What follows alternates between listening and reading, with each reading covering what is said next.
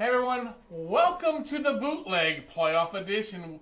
We're in the playoffs. Welcome to the playoffs, I believe is the name of this episode. There you go. Here we are. Welcome to the playoffs. Tom Kreager here, high school editor here at the Tennessean. He's Michael Murphy. It's week 11's gone. We're done.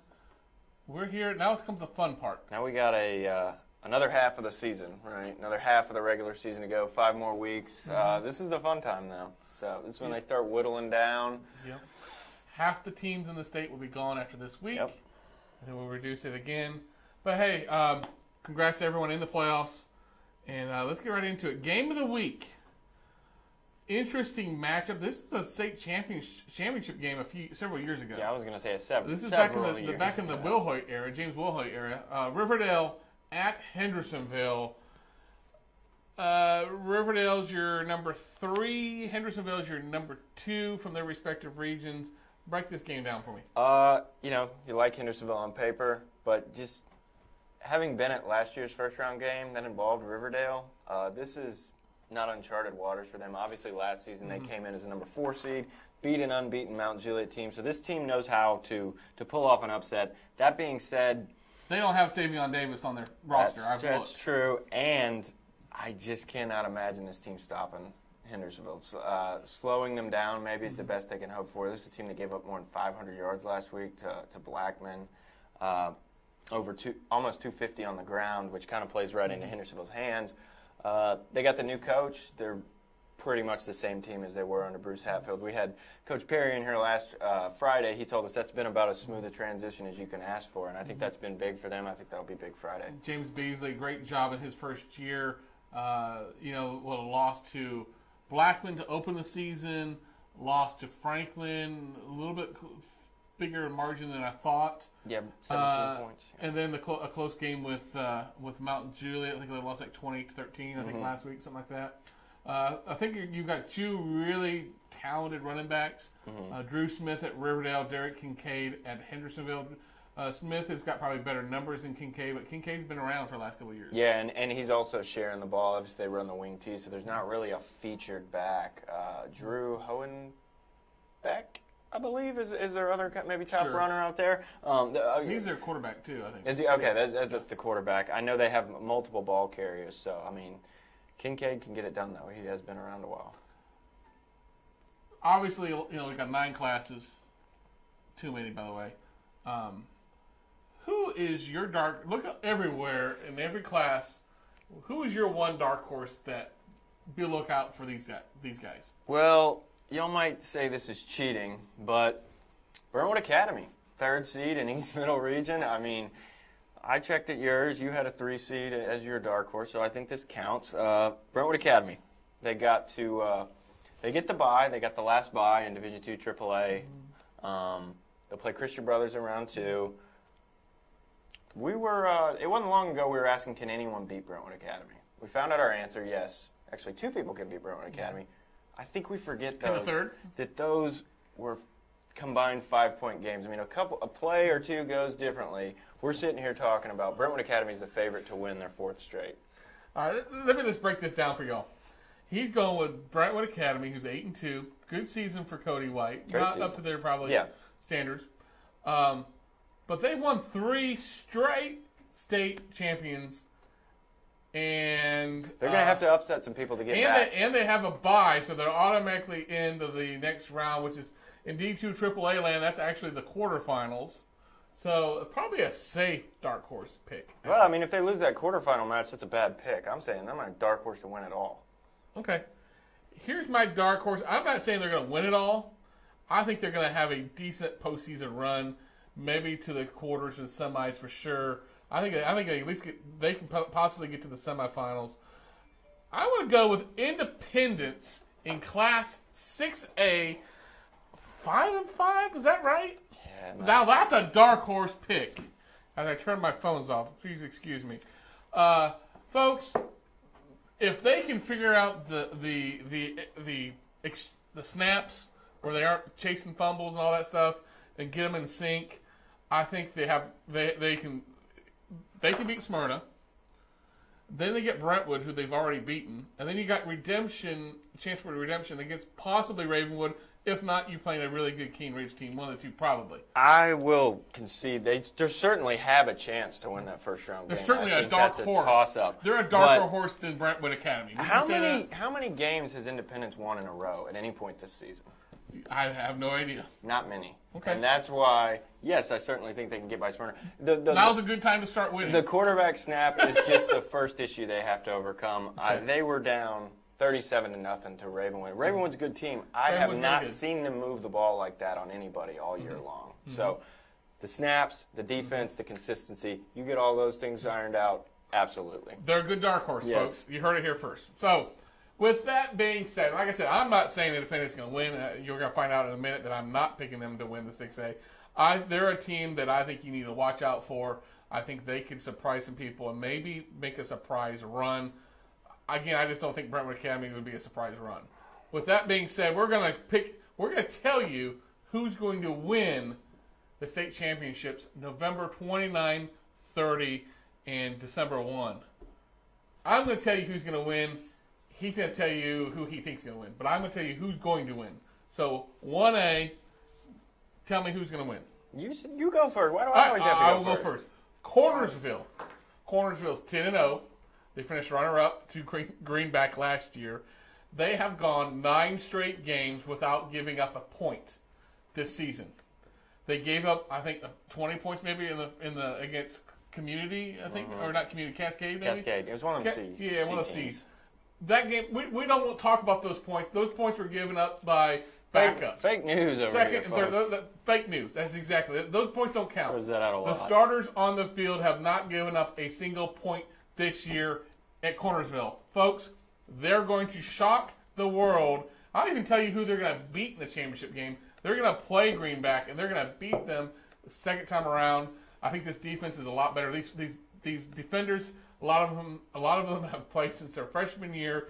Jordan Whitaker, Cameron Whitaker, Eli Woodard. Yeah, exactly. There's a lot of them. There's not one standout guy. That's what I really like about that team. One guy goes down, it's not a one-man show for sure. That's my pick for 1A. You heard it here first. Who do you think's gonna? Greenback. I don't think anybody can beat them, and that's taking nothing away from Cornersville. I think, like you said, I think they've improved this year. I think Greenback probably has as well. I think they've been the top dog, went from start of the season to the end of the season, number 1 ranked, I think for good reason. And they picked up a transfer from Alcoa, running back. Exactly. One of those mid-season transfers. We've seen a couple of those. Yeah, I'm going to go with the boring Greenback pick. Sorry, Middle Tennessee folks. 2A, and this is the one, guys, I really, It's wide open. It's wide open. I think it's wide open in a lot of ways. I'm going to go with Meigs County. I don't know why. They're undefeated. They had a good run last year. It's just a safe pick. It's a safe pick. I'm going Meigs County. I'm going with a similarly safe pick. I'm going Tyner out of Chattanooga. I think obviously they got to the finals last year. Lost a pretty close game to who was the Union City. Union City was the champions last year. Yes. I've heard a lot of good things about this Tyner team. They always have a ton of great athletes, well coached. Coach Wayne Turner. I think the Rams are going to be holding that trophy in Cookeville. Class 3A, Gary Rankin gets some more bling on that finger. He will get state title, who knows, like 15, 16, who knows. He's got so many championships at Riverdale and Alcoa. I think Alcoa is probably the best team in the entire state, especially if you look at our Super 25 poll. Yeah, this was tough. I really wanted to give Pearl Cone or Covington a serious look. Whichever team comes out of the West. I would certainly imagine so. It was Covington last year. They beat Pearl Cone in the semifinals. Those are some very talented teams. But like this guy said, I think Alcoa might be the best team in the state. He's going to get one right, guys. You wait. 4A, I think we're safe here. I'm going with Cade Ballard. Whoop! Last year's Mr. Football. You like that? Whoop. Yeah, I guess. 4A Mr. Football. Green from last year. Cade Ballard. I think he's got to be one of the favorites this year. Greenville hasn't lost since 2016. I think they figure out how to win again, and I think the toughest one's going to be potentially a quarterfinal game between probably Anderson County, perhaps Elizabethton, who played within 2 scores of them. I think a good quarterfinal game would be Greenville and Anderson County, and that probably could be your championship game. Really, you think Maplewood makes it to the semis, and we get to see that the Bobo versus Cade matchup? I think we could easily see that if they can keep things together and keep that train rolling. I think they very easily could be a Greenville Maplewood, and that game would be in East Tennessee, I believe. I believe it would be, yes. So the biggest question, I think, is who comes from the West, and that was a big question last year. Remember, we were all scratching our head, and then it was Springfield made it through. Yeah. We could not find anyone on that side of the bracket. And I think Springfield could make it back. I was just about to say, I honestly think there's going to be a rematch in Class 4A. So I picked Greenville. Officially, did you? I think Greenville's going to win it again. Folks, he's got 2 right, guys. He's doing great right now. 5A. I think 5A is down to about 3 teams. I think you could go Fulton, Oak Ridge, or the team I'm picking that's going to win it, Henry County. Well, let me ask you a question here. Would Hillsborough have been a dark horse? They're number 1 seed. Because that was going to be my dark horse. They're not playing at home. They got to play at Hillwood. They're 7-3. But I took the 3 seed over the 1 seed because I thought that's how it worked. So if you're disqualifying Brentwood Academy, I got to go Hillsborough. What question I would have to you is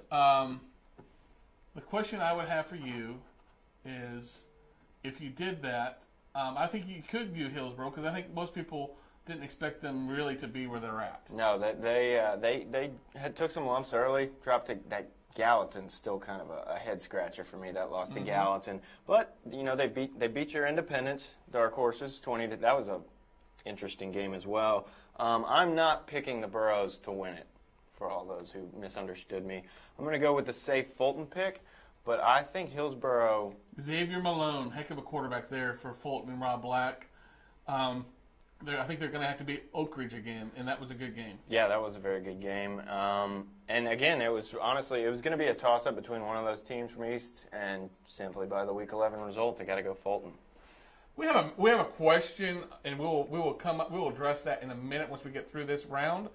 But we're going to finish this up. So Henry County, Fulton, that'd be a heck of a game. 6A. I'm going the O-Zone, Oakland High School.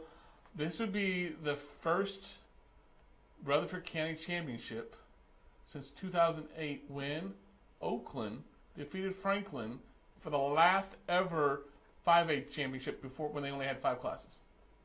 That's a good little historic fact. Good stat. Also, for that to happen, it would have to be the opposite of last year, which, remember, Oakland beat Maryville in the regular season. Maryville comes back, so he's kind of flipping the thing around.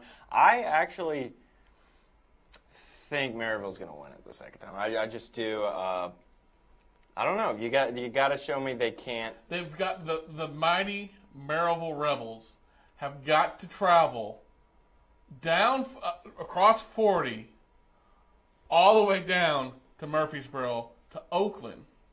That's a tough trip. Last time they went, last time they came that trip, I believe that was George Quarles' last game ever. That's not an easy trip to make. I know they did win a few years ago there. I think that's probably your semifinal game. But, I think Oakland has the horses this year. It was so close this year. You got home field advantage, et cetera, et cetera. Great. I think that would be a great game. Who do you like in the West over there? Flip a coin. I think here's what I think about the West. I think don't discount Whitehaven, even though they've got 3 losses and lost to Germantown because they beat Germantown in the playoffs last year, I believe. Yeah, they did. Or did they get upset by Way Station? No, they beat Germantown in the quarters. All right, so don't forget about Whitehaven. Don't leave out Germantown, and then you've got Ravenwood, Cane Ridge, and Brentwood, and don't throw out the. I think there are 5 or 6 teams. I think there really are. There are at least 5 teams that have a legit shot at getting to the championship. I think people are looking at that and going, "Well, Cane Ridge, they made it last year. They have an even better record this year. Not." So they're giving up a lot more points this year. They're doing it differently. They're keeping it on the ground. Not saying they can't do it, but Devon Starling. But I think they're giving up more points too this year, aren't they? Yeah. Their defense is they're definitely giving up more yards. The game I've seen, they gave up a lot of yards to Smyrna, and then really held strong in the red zone. That's why we're not picking the matchup. We're just picking the winner. So, good guys, conversation. again, he's got 2 right. I've got the rest. I got everything else right. Division II Single A, Davidson Academy. This is the team that I think both of us probably thought should have won it last year. They are probably the favorite going in last year. Yep. They get it done this year. Stone Norton has had a magical season. Then they got DeJuan Hewitt. And then they've got my favorite kicker in the state, and Lauren Brooks kicking the PATs. I mean, she might have 100 of them by the time the playoffs hit. She gets plenty of chances. By the time the playoffs are over, she's been automatic, and obviously she's my favorite kicker because she got me 12 fantasy football points way back when. But Davidson Academy will score enough points to win the championship. I think you're right. Friendship. I think that they might make it back. I think they could potentially, but I just think Davidson Academy, even if they don't stop anybody, there's nobody that can score as much as them. And they've shown that for 11 weeks now. Division II AA, 2 words, Eric Gray. I thought you were going to go Lausanne. I was going to say it's 1 word, Tom, No. but we're on the same Gray, page here. Lausanne will win. Is this a second or third in a row? I think it would be their 3rd. Okay, Lausanne will win either the second or third one in a row. Is that consensus, you and I? Yeah.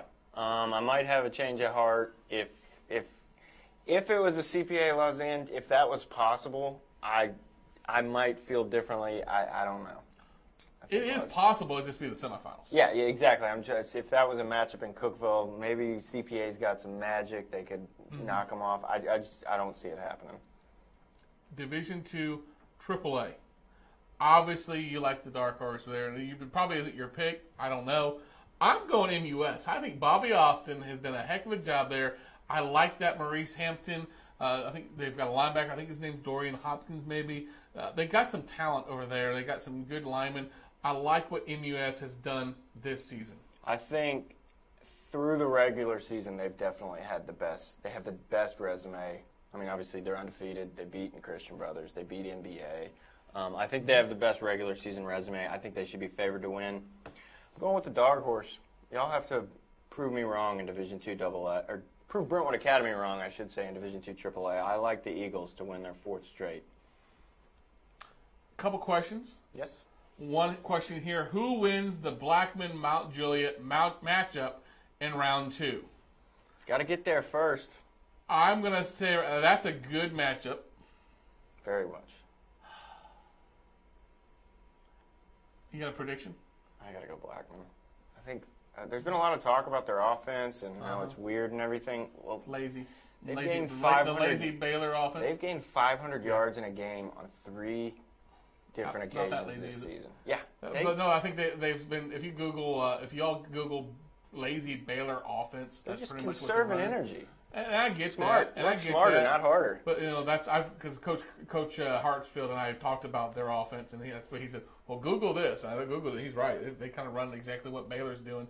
I'm like you. I just think Baylor. I just think Blackman has got too many weapons if they use them correctly. I mean, they got 3 or 4 running backs that I think are all 1,000-yard backs. If they can figure out that Drew Beam is their best shot at quarterback, and that way Oteg and Knox can be receivers and catch more passes than run it, I think they'll be okay because they've got Jordan Brown.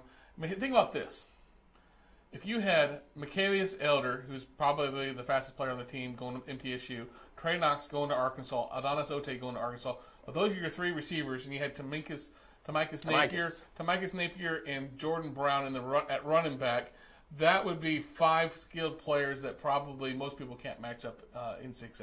Yeah, I would think you're right. That would be the matchup I would be looking for. On paper, it looks good. If you use that, you can thank me for winning the state title. It looks good on paper. I'm going to trust Coach Hartsfield. He sees these kids. He knows what he's working with. I think he's got it. We got a comment on Facebook. Haywood had a lot of injuries, but now they don't. They will be a scary team in the playoffs. Yeah, I think Haywood, a lot of people preseason thought they were one of the best teams. They were one of them right up there. 4-8, and obviously their coach there has done a good job scheduling some tough games. Yes. Injuries, is part of the thing. But yeah, could they be a team if they're healthy? If they can play up to the potential that we all thought, then yeah, they are correct. This could be an interesting thing. Can Haywood in a year. I think last year I thought Haywood. A lot of people thought Haywood might be the team to get there last year. Yeah, that's one of those teams. They got name recognition. People in that bracket are going, I don't want to play Haywood, even if they're having you just know Haywood knows how to play. That would have been a dark horse pick if I was in West Tennessee. And I think the biggest thing there is I like Springfield because I just like what Brian Hayes, the quarterback's done all season in Dayron. That's not Johnson. what you like most. Dayron Johnson. That's what he likes most. Dayron Johnson, and now I think Kay Ballard is probably your Mr. Football. Dayron Johnson in Class 4A has been my favorite player to watch. Just the highlights I've seen, some of the photos and stuff. He's a dynamic player. If you're a football fan, go to Springfield and watch them play just because he can do some things. He's averaging about 27 yards a catch. So, I mean, he's only got about 40 of them, but he's close to 1,200 yards. He goes a long way with the ball. All right, so we've picked all 9 state champions. I've told you who's going to win it, okay? So we know who's going to go to Cookeville and who's going to win. So get your hotel rooms now. If you're part of those teams, go ahead and get your rings sized up. Get ready to get some rings and go to Cookeville and have a great time. All right, something we are adding to our coverage in the playoffs. We're always looking for different things to add. Obviously, we brought the midnight show to talk about the playoffs, which I want to thank again. I want to thank Ron Crawford and Trey Perry and Jonathan Quinn for taking the time to come into Nashville at midnight. Guys, you guys will never know how much that means to me. I really appreciate that. So, then something new. We are going to be doing a live halftime show on Tennessean.com, on Twitter, I believe. Everything will be on live. We will be going to a couple games across the state. We'll be looking at potentially games in Murfreesboro, games in Nashville, or in the Nashville area, wherever you're at. In West Tennessee as well. We'll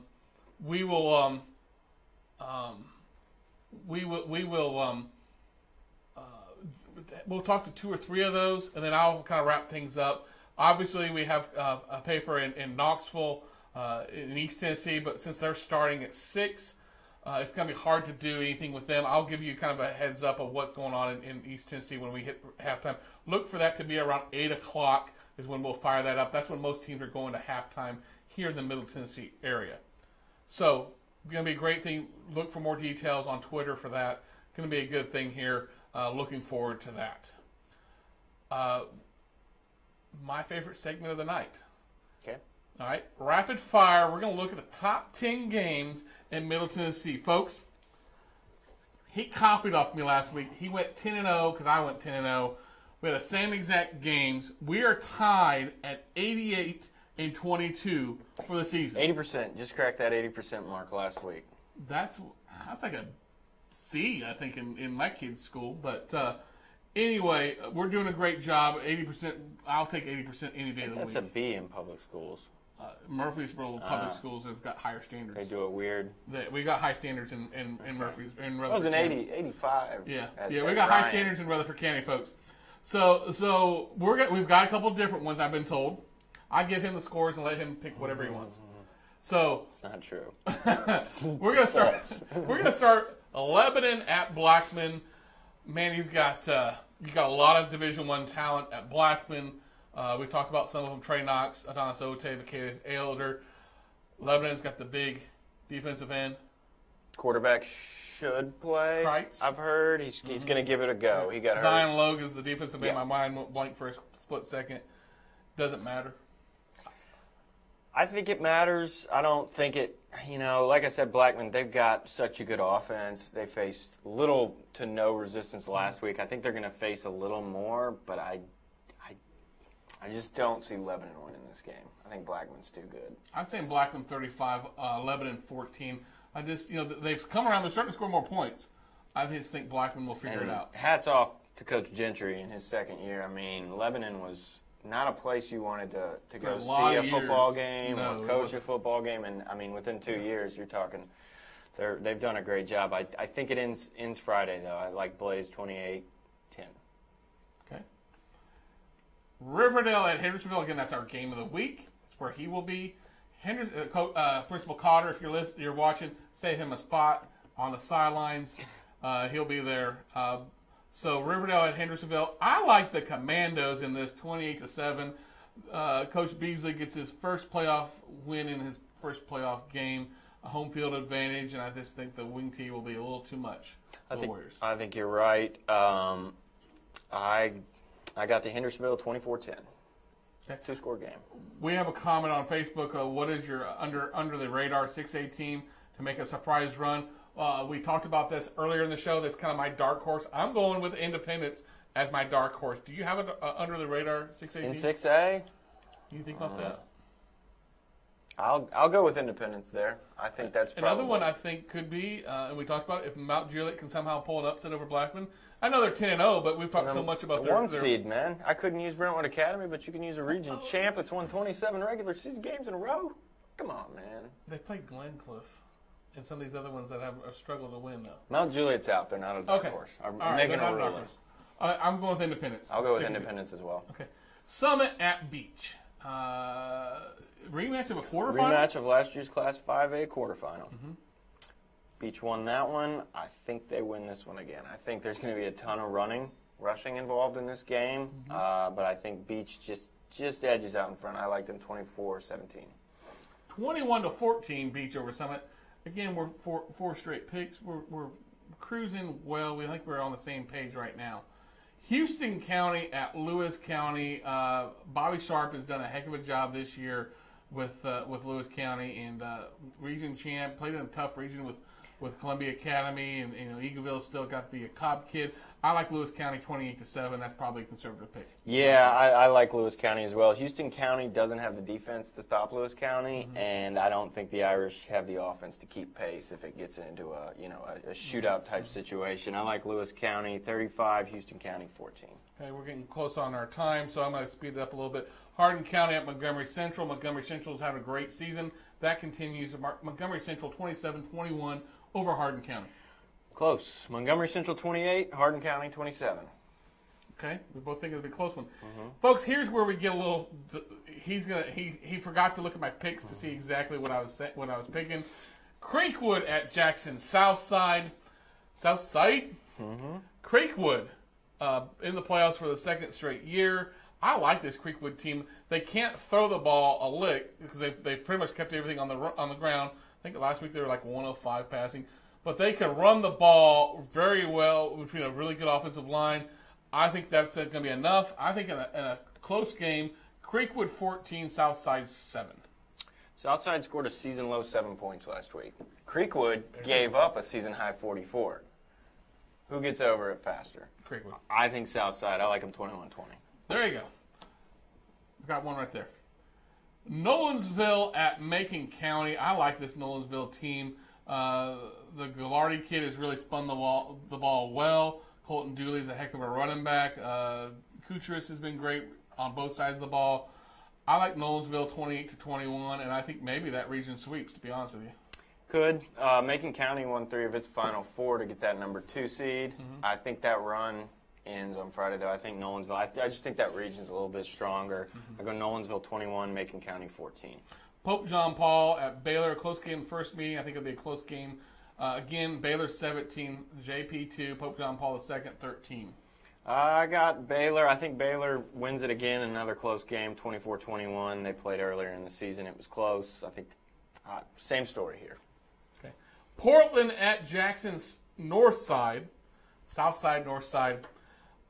Portland, we talked about how much I like Dayron Johnson, what he's done. He's been great, fun to watch on film. The other kid in that region that's been fun to watch is Caleb Mandrell, the quarterback there at Portland. He doesn't throw the ball much. He runs the ball really well. Portland 21, North Side 20. Kreager likes Portland. I like Portland. It's Kreager, by the way. Nah, it's Kreager. It's Kriegs. It's Kreager. Portland hasn't won a playoff game since 2004. Perfect time. I would love to see that streak end. Unfortunately, I just don't think. Going on the road to Jackson, Northside held Southside to 7 points last week. I like Northside 17, Portland 14. What is it about the trip over the river that you think people are going to be? Do they have to get some flotation devices when they go over the bridge? You just got to go, man. You're not playing in your field with your train tracks running down the back, which is Portland West, I believe. The middle school is where they play at. It's just, you get a little out of whack. All right, folks. So there's 2 games difference. Probably knowing our luck, we'll split, so we'll still be tied. 88-22. Let's see if I can make a run here in the playoffs and get past him.